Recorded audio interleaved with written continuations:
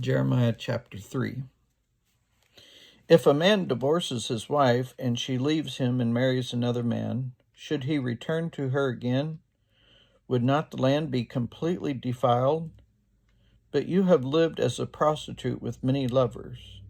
Would you now return to me, declares the Lord? Look up to the barren heights and see, is there any place where you have not been ravished? By the roadside you sat, waiting for lovers, sat like a nomad in the desert. You have defiled the land with your prostitution and wickedness. Therefore the showers have been withheld, and no spring rains have fallen.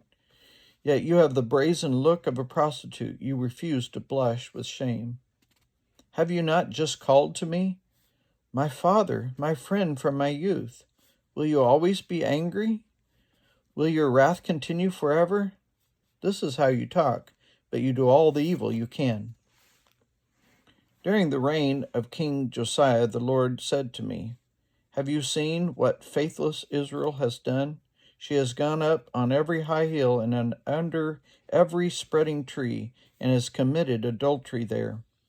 I thought that after she had done all this, she would return to me, but she did not, and her unfaithful sister Judah saw it. I gave faithless Israel her certificate of divorce and sent her away because of all her adulteries.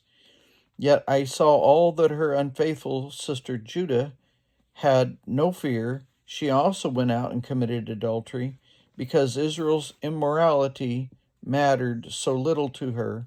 She defiled the land and committed adultery with stone and wood. In spite of all this, her unfaithful sister Judah did not return to me with all her heart, but only in pretense, declares the Lord.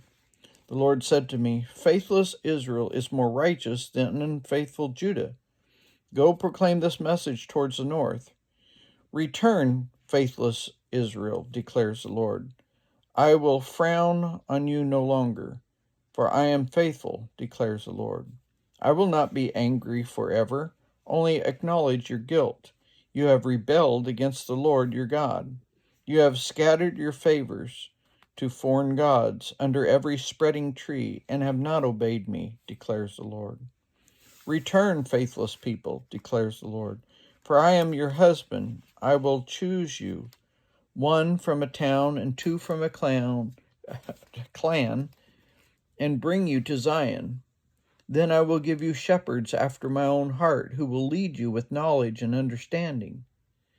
In those days, when your numbers have increased greatly in the land, declares the Lord, people will no longer say, the ark of the covenant of the Lord. It will never enter their minds or be remembered. It will not be missed, nor will another one be made. At that time they will call Jerusalem the throne of the Lord, and all nations will gather in Jerusalem to honor the name of the Lord. No longer will they follow the stubbornness of their evil hearts. In those days the people of Judah will join the people of Israel, and together they will come from a northern land to the land I gave your ancestors as an inheritance. I myself said, how gladly I would treat you like my children and give you a pleasant land, the most beautiful inheritance of any nation.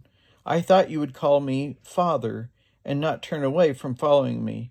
But like a woman unfaithful to her husband, so you, Israel, have been unfaithful to me, declares the Lord.